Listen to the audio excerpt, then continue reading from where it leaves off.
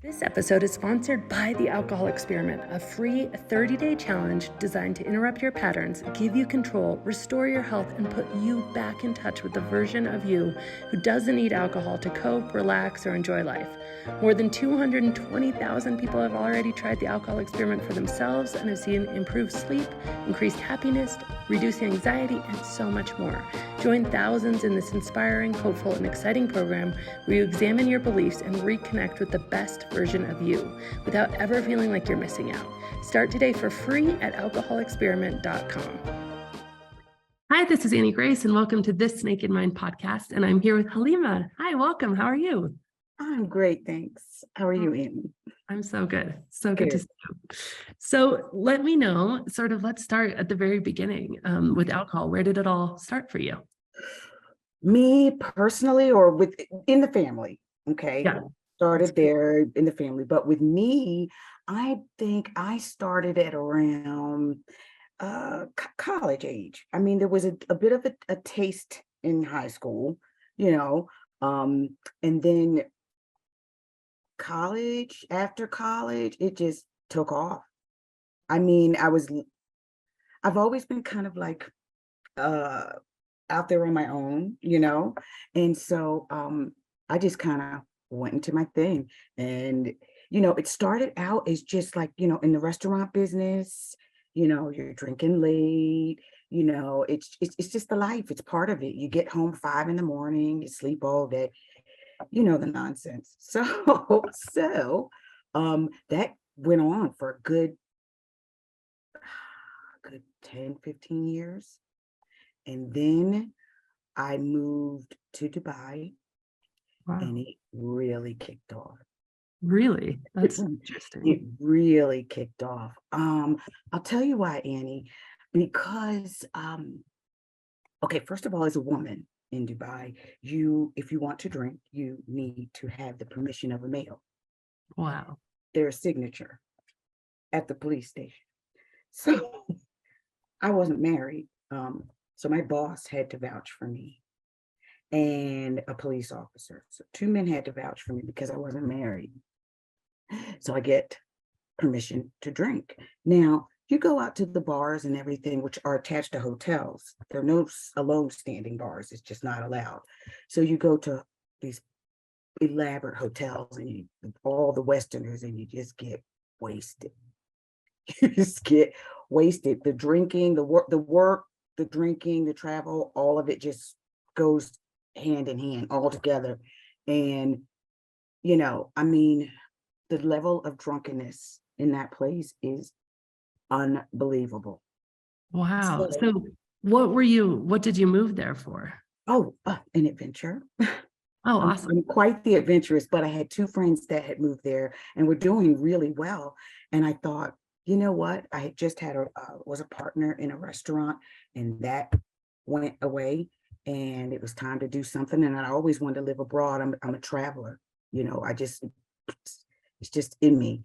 And so they were doing so well and working and going to all these exotic places. And I thought, oh gosh, well, why not? And so I went, I stayed there for 6 weeks. I interviewed, and I didn't have a job, but I had several interviews before I left. And I came home to Philadelphia, packed up my house, and moved there for 5 years. So it was a good time. Now I have to tell you about this one place that we would go to on the weekends, because you could only buy a certain amount at the liquor stores, okay, based on what your salary was. So Wow. you make 1,000 dirhams, which is pretty low. You make 1,000 dirhams a month, you get to spend 100 dirhams on booze. Okay, so to avoid that, us Westerners, as expats, we would take turns driving up to this place called Barracuda. Barracuda is in a place called Ras Al Khaimah, and it's way out there, Annie. I mean, there are camels crossing the street, okay, as you're driving to this place. It's about an hour and a half. You have to drive through Sharjah, which is a dry emirate. Okay. And that means absolutely no drinking, but you have to go through there to get to Barracuda. So you get stopped in Sharjah, you get deported. But everybody had that drive. You wanted that alcohol. We get there, you'd see Barracuda, the stores were just packed. People with carts full of booze. We had shopping carts. And we would tell ourselves, a lot of us, or some of us, the ones I spoke with and myself, oh, we're just stocking up for the month and Right. getting some for my friends, because this is such a long drive out here. So you got to stock up. So you're white knuckling it all the way through Sharjah, okay, to get back to Dubai. I also came into Barracuda and let the drinking begin. So if you got pulled over in Sharjah, you're in big trouble. You're going to be deported. Wow. You're going to be deported. But the risk was, the desire was stronger. And that's crazy. When you look back, you're like, I could have been arrested and deported for buying booze. Wow. And it just seems like it's such a involved process, which interestingly, extremely involved. wow. And you could be sitting at a bar, Annie, and if someone decided from the CID or from whomever, if they decided that they want you to show your permission to drink liquor, you better show it. It never happened to me, but they could actually walk up to you at a Ruth Chris in Dubai and say, hey, can I have your license, your liquor license? Wow, each individual has to have a liquor. So I went just for a few nights to Dubai once, and I was just in the hotels and we drank, but I think I was a foreigner and a guest. So it was probably different. Yeah, no worries there. You're flying in, you're flying out, but our passports don't have our religion on them. Okay. Most of the Middle Eastern countries, it has their religion on the passport and it will say Muslim, and Muslim, you're not allowed to drink. So, they catch you in a bar and you're a Muslim, Wow. So interesting times, but extremely developed in a gorgeous place. It's just that I was alone a lot. Right.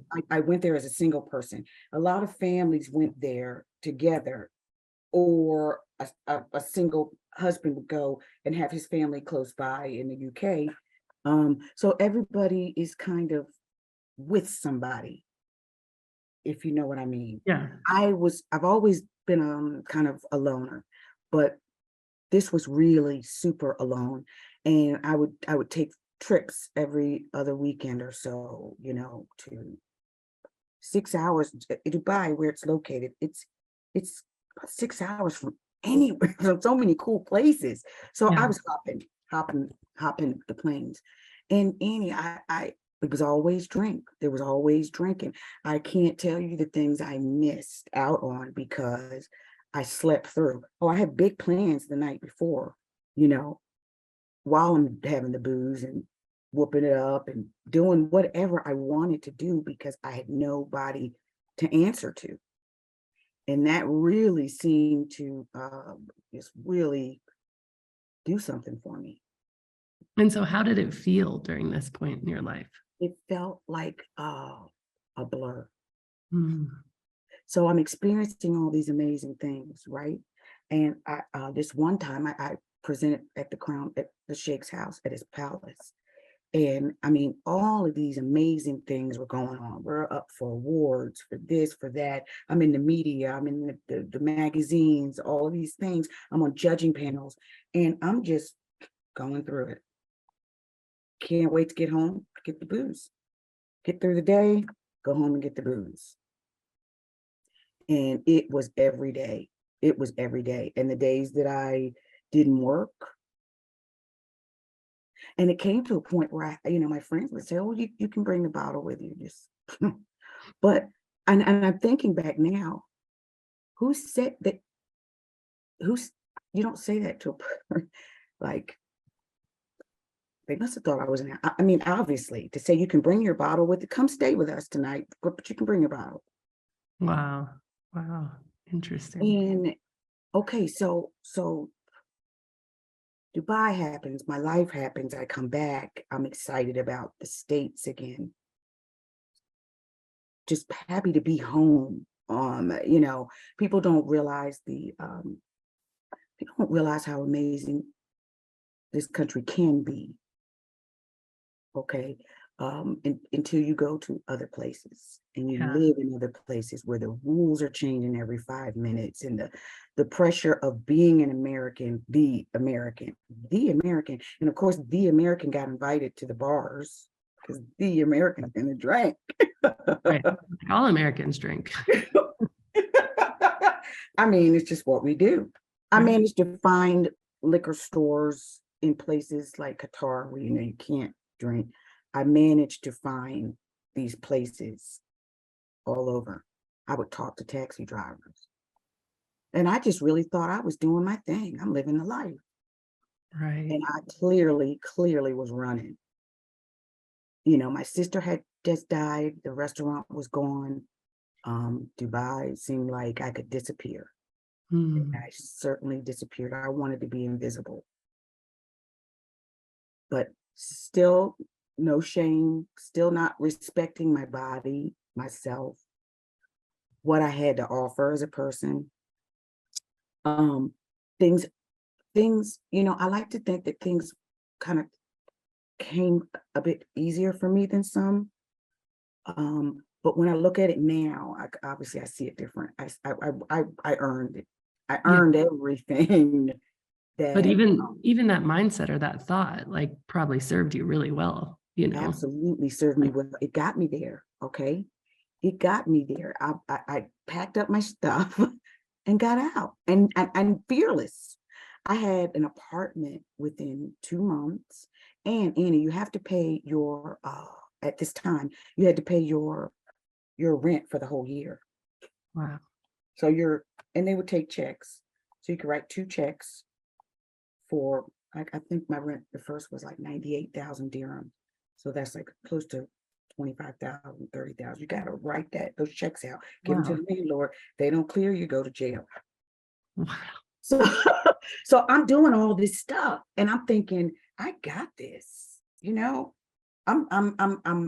I started out as a consultant. Now I'm, second in command. I'm business unit, head of the business unit. I've got a director's position. Hey, this drinking must be okay. I got this. Woke up in my backyard once. Wow. In my villa, I woke up there in the backyard. It's horrible. It's horrible. It's funny. Like I just laughed, but it was horrible. But I picked myself up, got right back in there like nothing happened. I had nobody to answer to. Right. Okay, so I get back from Dubai. I meet my husband. I was kind of on a mission, I'm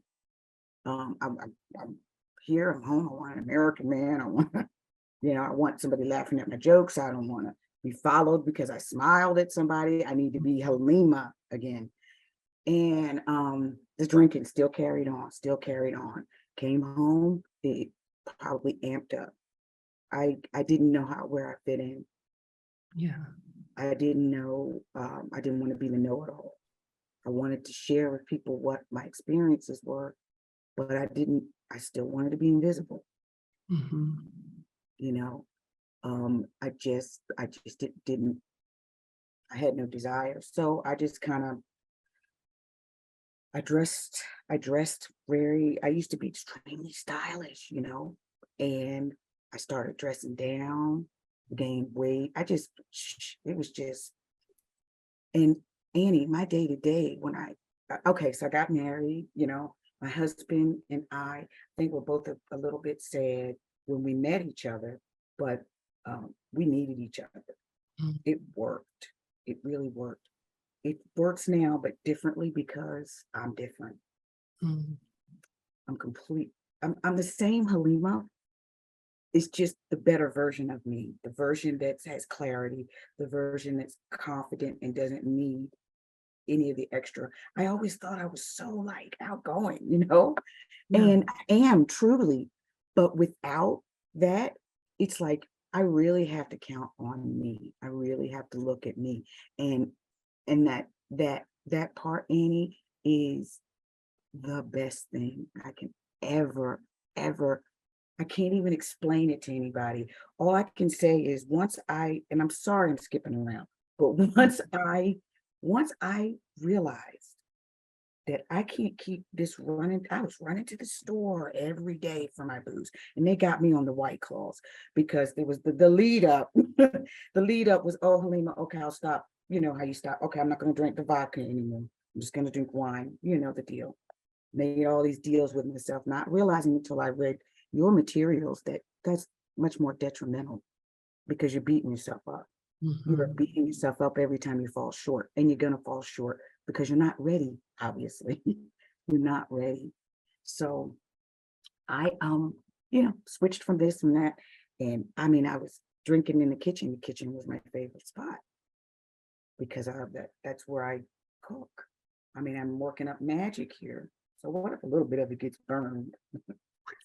I'm doing amazing things here. So stay out of my kitchen. And that's because that's where my stuff is. So, all of these tricks and things that you play with yourself and tell yourself to convince yourself you really don't have an issue. But the moment you start thinking you do, please, you have a problem. Yeah. And and all I can say is, look, it's the shame and the guilt. Okay, so here's the thing. After when I decided to stop, it was actually December 6th. It was after my birthday. I went in Cherry Creek. And the night was over. It was over. It's COVID, things are shut, so it's very minimal anyway. But I decided I'm going to get one more drink. So I walked down the street. My husband's in the hotel. Walk down the street. A place is open. This guy makes me a drink. He says, "Would you like it to go?" Obviously, yeah.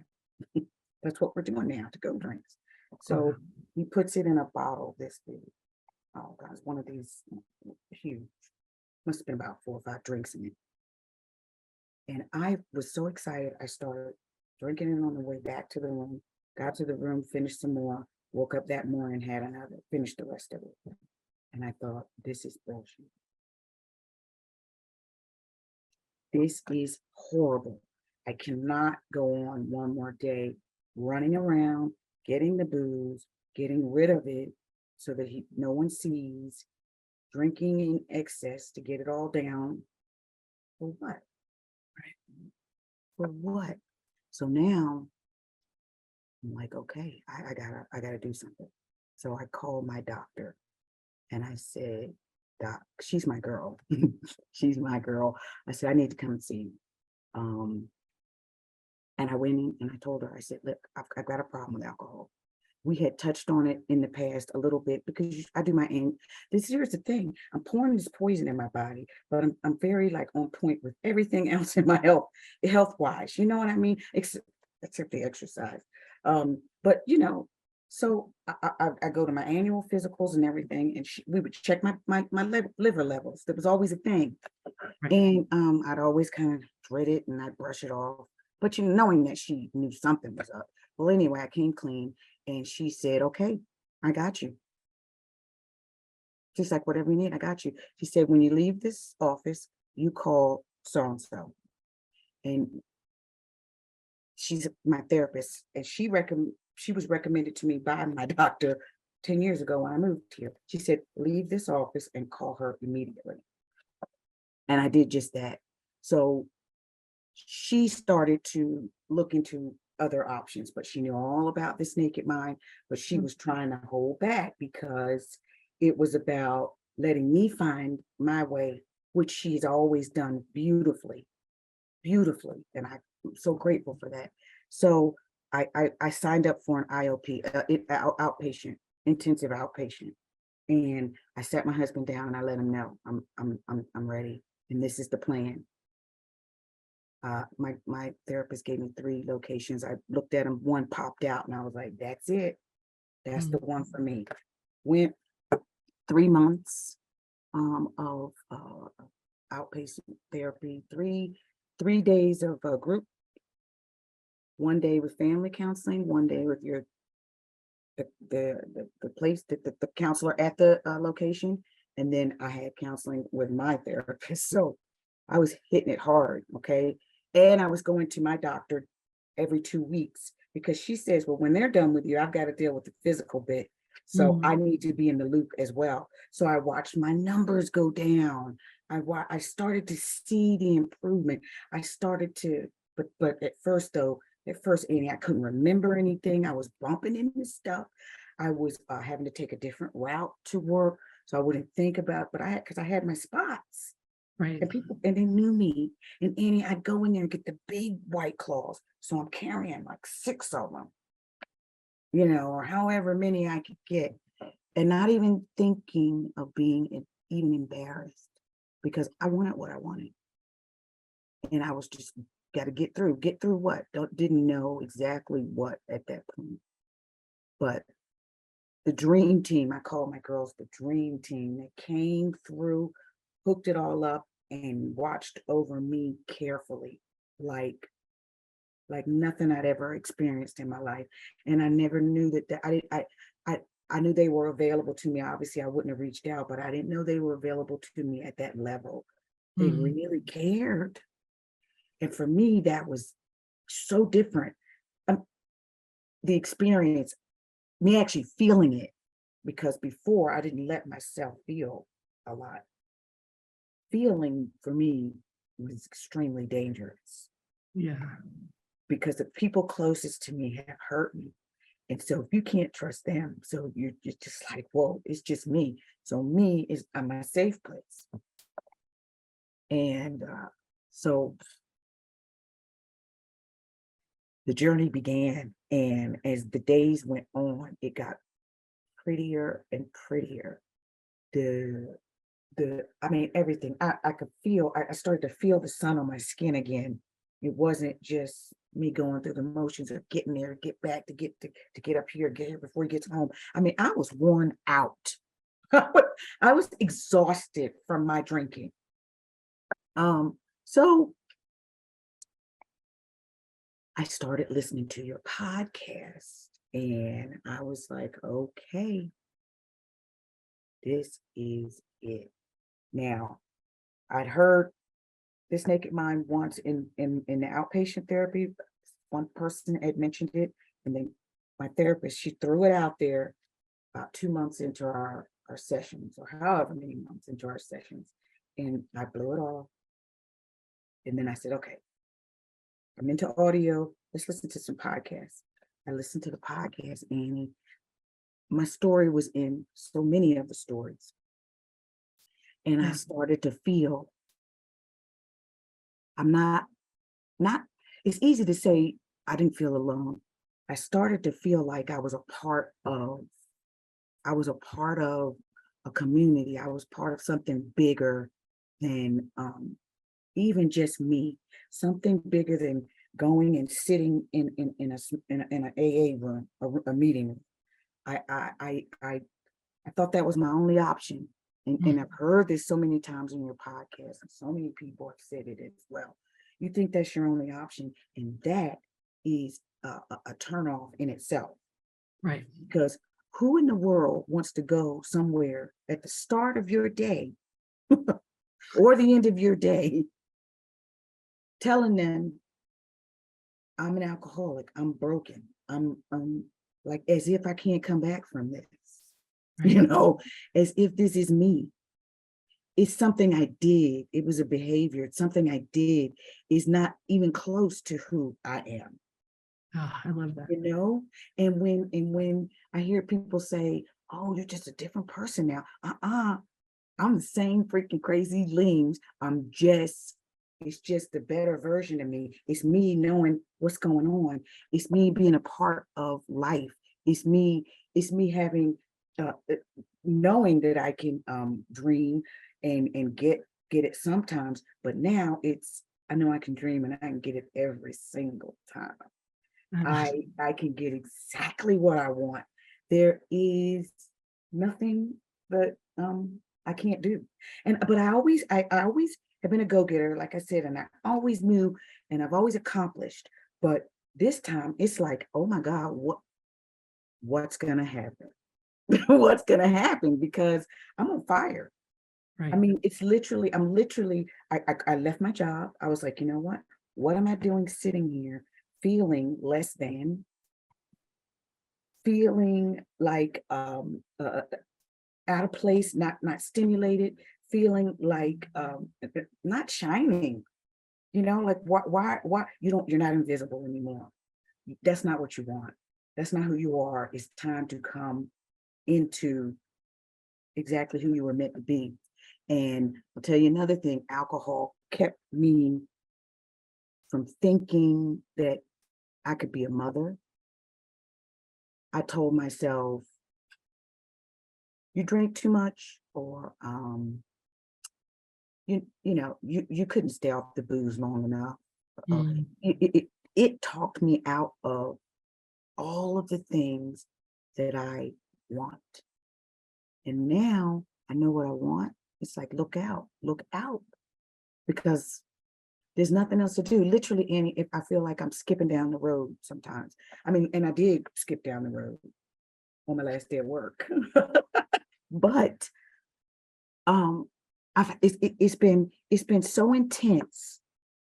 It's been the happiest time and the worst time of my life, but I would not have had it. I can do it. I'm doing it sober, and it's doable. And getting through the pain it takes a lot less time, because you're not running. You actually trust yourself and are confident enough in yourself to believe that you can do this, you can make it. You can get past this stuff. I made the mistake of thinking I could leave my childhood stuff behind. It's time to just move on. It's time to get, nope, you got to work through that stuff. And when you do, you can heal the baby that's so broken inside. I didn't realize how much I cared of what people thought. And doing that work is intense. Watching my the way I speak to people, the way I carry myself, the way, what makes me happy. I ask myself those questions. I question everything. And it's amazing the amount of things we listen to and just take. And those are those childhood thoughts, or somebody told you, and it's like, well, who said and why? And how does that apply to me? How do they don't know me? How can that even be? So examining yourself and all of that, and doing and finally seeing the fruition of your labors. Actually seeing, I felt it, Annie, like a couple of days ago. I was like, oh my God. Oh my gosh. I think I got it. I actually am figuring this stuff out, and I feel good. You wonder sometimes how in the world people can say, oh, I'm happy. I'm happy. You're like, yeah, right. And you believe it. You're like, nobody can possibly be happy all the time or happy in their life. They've got to have something wrong with that. That was one of my mantras. I would tell myself, I had to ask myself, Halima, why can't you be happy? Why can't you be a mom? Why can't you be a business owner with the way you want it? Why can't you? Couldn't come up with one valid reason. So it was time to get moving. It's time to get moving. Stop waiting to be happy. Get on it. And that's what I'm doing. That's what I'm doing. I feel amazing. But you know what? Also in this journey, I'm going to lose. There's a loss. Right. There's the loss. I've gone to events that didn't scare me. I've sat at a bar because I wanted to know what was it about the bar that you really liked. It was the talking to people, the people watching, and the eavesdropping. So I did that. Give it to yourself. Don't be afraid. Challenge yourself. Don't be afraid. And God forbid you want to taste it and see what it's like. It's not the end of your world. No. But just remember, you're putting poison in your body. It's actual poison. And you're masking it. It's actual poison. And so I went to go to these events. I went to this one party, And it was great. I was on the rooftop, Annie, and Boogie Nights was on, and I was having a good time, and I was dancing, and I just looked up at the sky, and I was just like, this is the best. I'm having the best time. I'm the only sober one here. I know when it's time to go. I know what's going to happen to her, what's going to happen to him.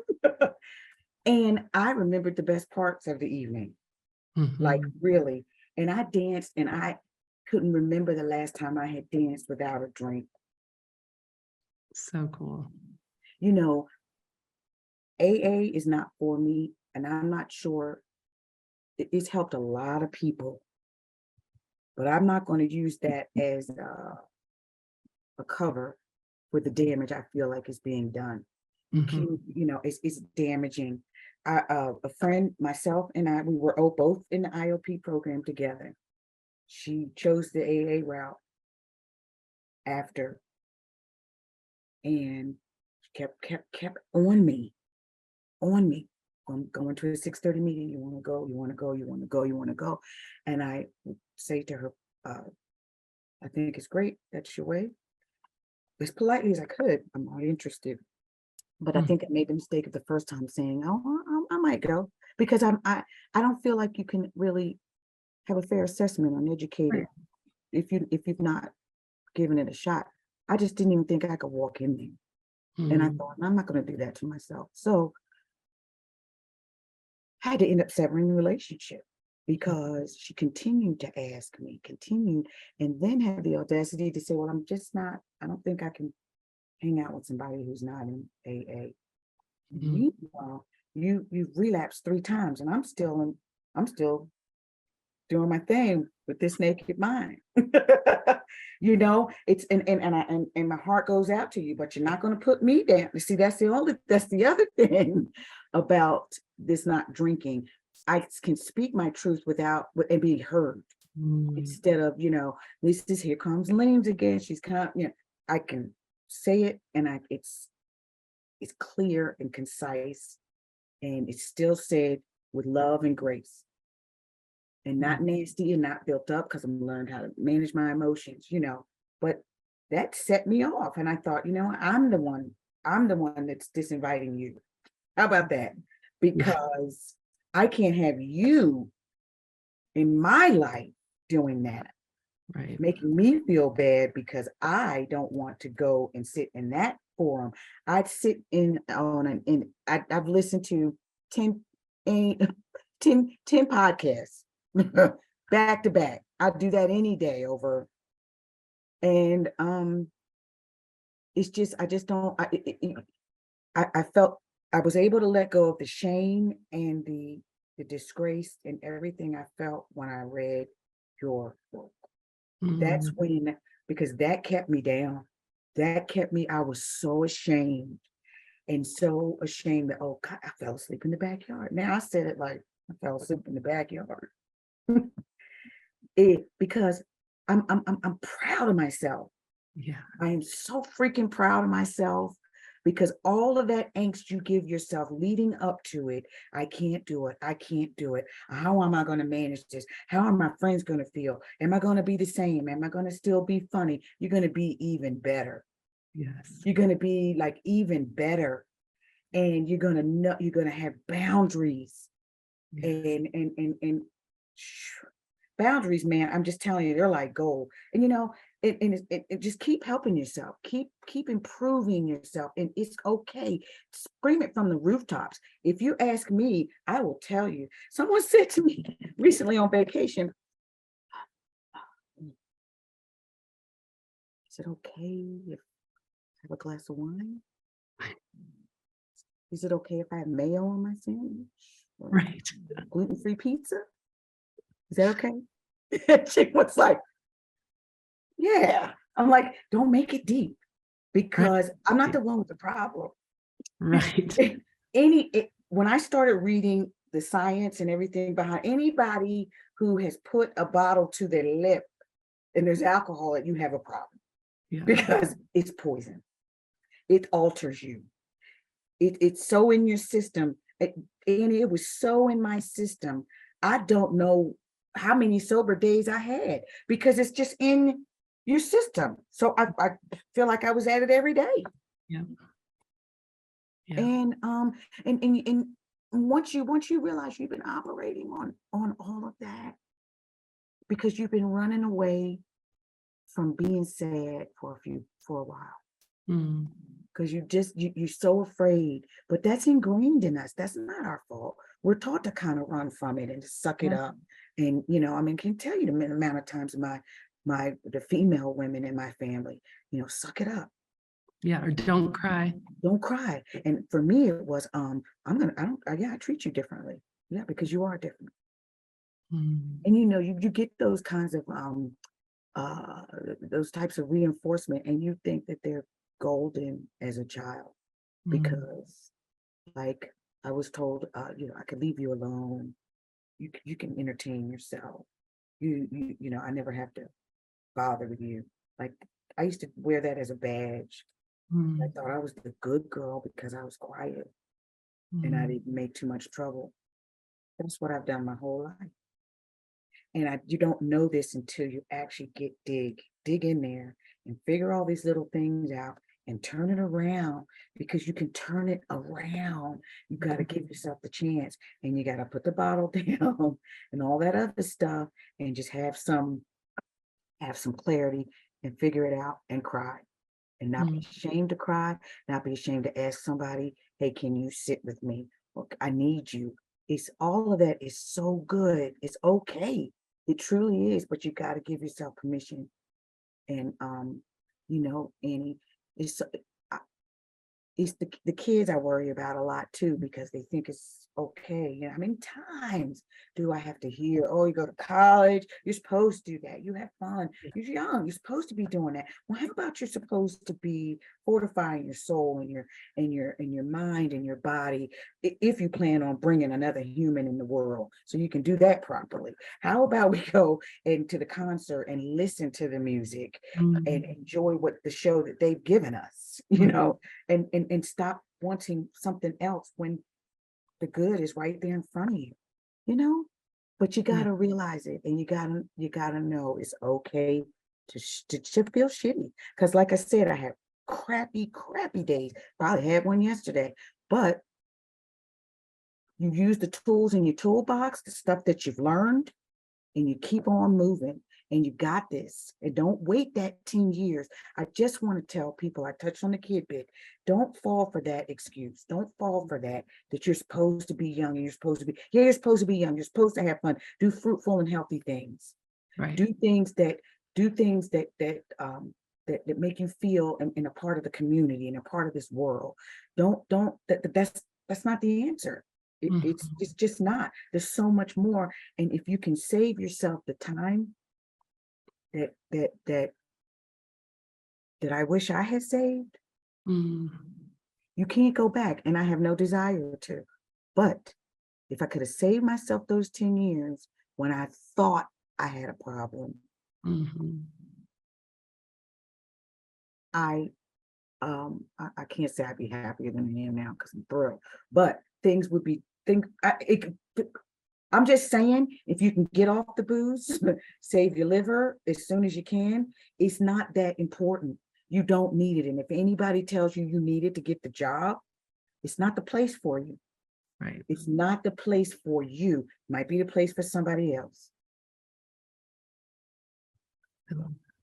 I love that all so much. I want to ask you to tell me more about how you experienced boundaries, because you just lit up when you talked about boundaries. Yeah, because they're so exciting. They used to be daunting. You think like you have to tell somebody a boundary, and that's such a bad thing.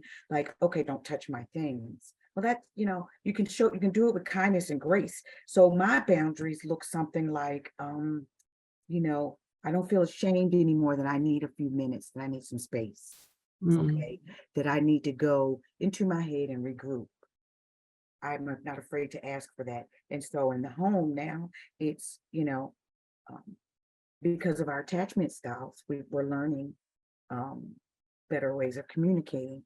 And so, so what he needs to hear is that I'm not going away. I will be back. I will be back. And I can give that to him because I love him. It's an extra step. Okay, so in turn, I need that as well. Building the respect. So when I need my space, babe, I'm gonna need some time to myself.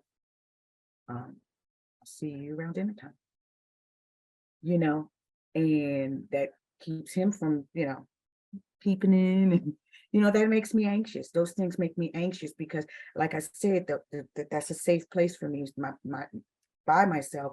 I know I need to balance it, but I really need that.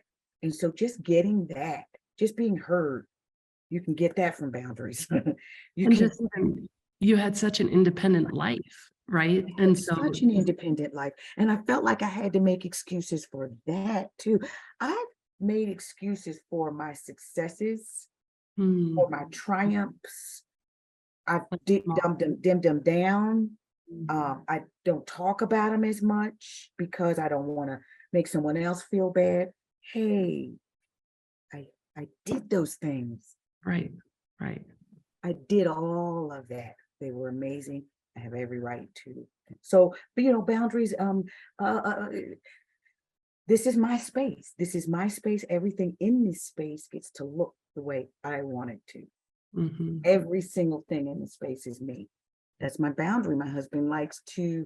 He's an artist. So wouldn't that look better there? Wouldn't that look better? No. And for a while I thought, yeah, he's an artist. He knows more. Selling myself short. No, I'm a person who knows what she likes, Right. and is very, very capable of displaying it. So you get a little lost. You're found. It's up and down. It's up and down. But just remember the ups because it's so much better. And it's just I just can't even tell you the life I'm living and what's getting ready to happen for me. I don't know. I love that. So what I hear you saying is that, boundaries for you, at least give you permission to be more of who you are. Yes. And it's not about changing anybody else. Exactly. Just letting you know what my expectations are, what not expectations is, what my desires You're going to do what you're not going to do. What I'm good, what my deal breakers are and what they're not. And I don't feel anything about that because I'm confident now. I got the confidence back because the confidence went away. And it's like, wow. I mean, just the normal things. I look better. My skin's better. You know the drill. The weight starts coming off. So I'm almost at a year. January 4th will be a year. And it's awesome. It's awesome. And I thank you. I mean, I seriously thank you and the Naked Mind community because I think I probably have listened. Oh my gosh. I don't know. However many you got, I'm up to 5 something. And some of them make me laugh, girl. Some of them so good. So, and I can't even tell you the amount that I've sent out, how many times I've listened. Sometimes it's just like my music, it's my background, because it just feels good to know that you're out there. Oh, You made this mainstream, you really did, because seriously, I was so afraid of going to AA. I thought, I don't know how I could do that. There has to be another way. My buddy, my girls. So you're part of the dream team, you know that. oh, thank you so much. That's amazing. I love being part of the dream team. That's great. Yeah, Cool. that's it. So let me ask you the question we sort of end these with, which is if you were going to go back in time to Halima, who everything felt like was a blur and, was on her own and making that long, illegal, well, maybe not quite illegal, but ish. Oh, it was, girl, it was. That's the other thing, honesty. It is what it is. You know what I mean? Honesty. You just got to call it what it is. That's what it was. I was trafficking. No, it's not funny. If you were going to go back and tell her what life is like now, what would you say? What life is like now? I would tell her that it's really going to be okay. That you're sweet, sweet, sweet girl. and you're going to make it. You're going to love it. And you're going to have so much fun. So let it happen and don't be afraid. Mm. That seriously, that you're not, you might be walking alone, but you're not alone. You're going to be all right. That's what I would say. It's just life has so much to offer, and it's so beautiful, and just don't dumb it down with that. It's just not needed. Mhm. I mean, everything's better. And now, I mean, I'm starting a business that'll be happening in March. I'm getting puppy tomorrow. Yay. I know. I'm gonna keep improving myself, and I'm just gonna have a great life. I'm having a great life, and I'm going to accept myself and realize that some things will go away, and some better things are definitely coming along. Mm. Anybody listening to this, just seriously, you got it. You got it. You just gotta hang in there. Taking it really seriously. Looking in the mirror is not a bad thing either. I couldn't look in the mirror for such a long time. Yeah, It's a I know. shame, you know. You gotta look at yourself. Mhm. It's okay. Really, it is. That's Yeah, all. Mhm. That's all I got. well, it's so good. Yeah, that was hard for me too, to relearn how to look in the mirror and like what I see. Seriously, because it was so many things you didn't want to see that you like.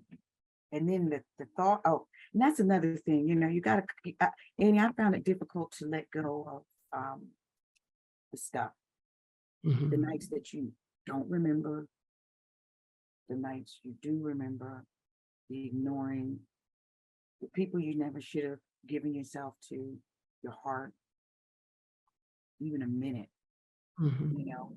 But that's what happens when you don't have that self-worth. And it's a shame that alcohol exacerbates that. But that's all it's doing, is exacerbating. It's not the cause of it. You have to deal with the root cause of it. And once you do, there's such freedom in that. There's such peace in that. And you'll find that peace wherever you go. And you also won't allow the crap into your world because it's so sacred.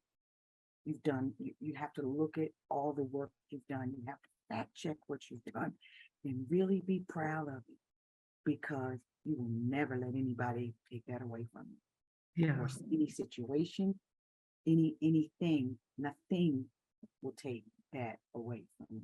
Whatever's going on in the world, China, here at home, you can manage it. You will manage it all.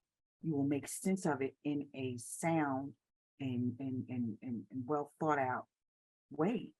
Your mind's not going to go crazy. You're not going to over speculate. You know, you're not going to make up these stories in your head because you think you are a tarot card reader. And I thought I was, you know, I knew everything. I could see in the future once I was drinking my booze. Let me tell you, you know, it's just so much better in the sea. It's so much Mhm. better. And people around you benefit from it. Yes. Just Like organic. a ripple.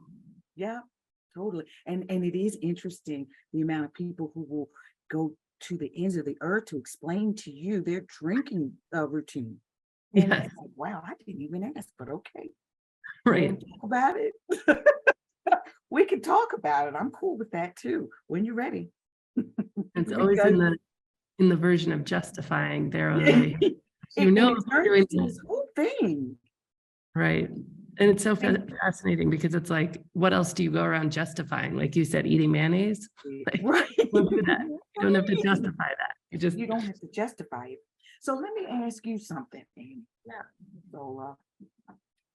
Zola. Oh, Climbed up on me. So what, I'm sure because you're very known for This Naked Mind, but I'm sure people I see some ridiculous questions online and stuff. I mean, what do people, this ridiculous. So what do you say to people when they what do you say? I mean, I've listened to a couple of the Q&A sessions that you've done, but just a quick one-liner, like when they say, do you mind if I have a drink? Well, what are you going to do? They're going to be drinking there. I say, not at all. I'll buy you a drink. Right? That's great. Buy him a drink. Because that's the thing is like, people already put up such a barrier, right? And I think that any ability to influence comes from rapport. It comes from connection. And so the more that I can help them feel connected with me as a human, then the more that maybe if they ever do want to talk about it, they would talk to me. Yeah. So yeah, I'm like, let me buy what you That's drinking. That's great. Yeah. Except I do love the money I'm saving. Right. I don't know because I'm buying some nice things. I'm not going to buy you the top shelf. You're not gonna get top shelf, but I'll get you the middle shelf. And I know that people probably don't like agree with that. And mostly people aren't going to let me buy them a drink, but even just saying that, they're like, oh, no, I can't have you buy me a drink. It's just funny that way. So I've never actually bought a drink, but just by saying that, all of a sudden, so I said that the other day to somebody and they're like, oh, so you're really cool with it. And I was like, yeah, of course. And then, so a bunch of people came over and they all brought their booze and stuff. And somebody was like, so can you tell me how this is for you? And I was like, sure. I was like, how do you think it is for me? And he's like, well, I think you probably feel like kind of bummed that you're not drinking. And I was like, no, I sit here and my experience of this is like, gosh, I'm so glad I don't do that anymore. I feel so thankful that, and I was like, you do you, it's super fine. But like, I've done that. I know how that feels. I've been there. Know how it ends. Like, I know me. And I know this too, and I know this is better, right? Like I know this is better. I know that I've got my Saturday. I don't have to worry about, saying yes to events is so different than before because I used to feel like, oh, I'm gonna need the next day off, or Saturday, Sundays, shot, boozy brunch, next 2 days, or now I know, I'm getting up. We're going running. We're going on our hike today. I know I'm not going to be hungover. I know what I said, and I know what I did, and it's great. What do you do about events, like at your house, or do you still offer people? So for a while I was doing both. So like my first year that I stopped drinking, I would make like virgin sangria and regular sangria, or I'd have mocktails and regular drinks because I was, like I always invite people over and I was always having a lot of people around. Okay. It was interesting because so many people, when it was an option, would actually choose the virgin stuff. And so I was like, that's interesting. And then after a while, people kind of knew. And so it would just be like BYOB if people wanted something. But yeah, I think it kind of depends on the crowd too. Sure. But yeah, I just try to keep it really chill. Like, just like you said, like with mayonnaise, like, like, or if I was a vegetarian, like I might still, if you want me to bring the hot dogs, that's cool. But like, I'm like, right? Like, and I think that as time goes on, that will totally not be a thing, or not be, stigmatized, because you now see non-alcoholic drinks on the menu, options on the menu. When I asked the bartender for a mocktail, or to be creative, something non-alcoholic, they're like, oh yeah, they get excited. Yeah. Sometimes it's like, like, it's like, no, I'm good. Please don't feel sorry for me. Like, please. Right. It's not a thing. And I really, I have to go back to that and thank you for that again as well, because when I really felt strongly about that, I didn't need, I had no desire to drink. It just didn't matter to me at all. I stopped counting the months. I was counting the days, the months. It just didn't matter because I didn't wake up thinking about not doing it. I woke up thinking about living my life.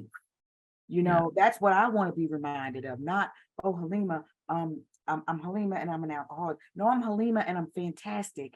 And I'm going out there and I'm going to go get it.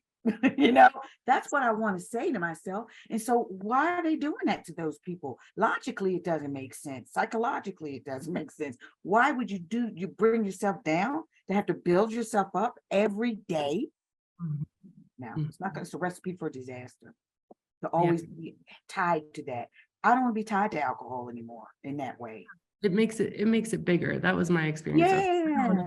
Makes this bigger in my life. I want this to be small and irrelevant. And I don't want to do something where I have to do that then for the rest of my life either. Like What are you gonna do? I don't want to give alcohol any more power by going to meetings about alcohol. Inundating myself with that every day. It just doesn't make sense.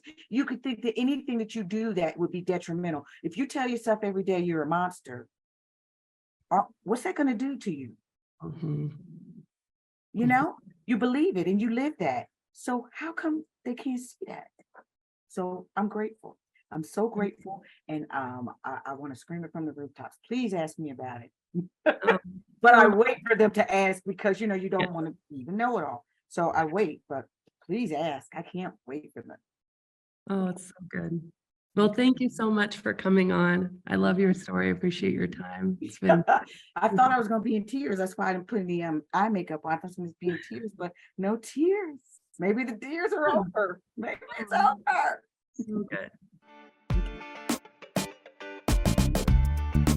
Have you tried the alcohol experiment? Okay, if not, drop everything and go to thisnakedmind.com/experiment.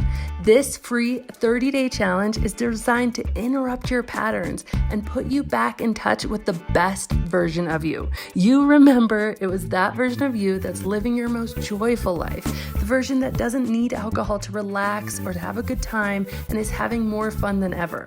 And again, this is a totally free challenge that will change everything for you. So learn more and join me 100% free at thisnakedmind.com/experiment. And as always, rate, review, and subscribe to this podcast as it truly helps the message reach somebody who might need to hear it today.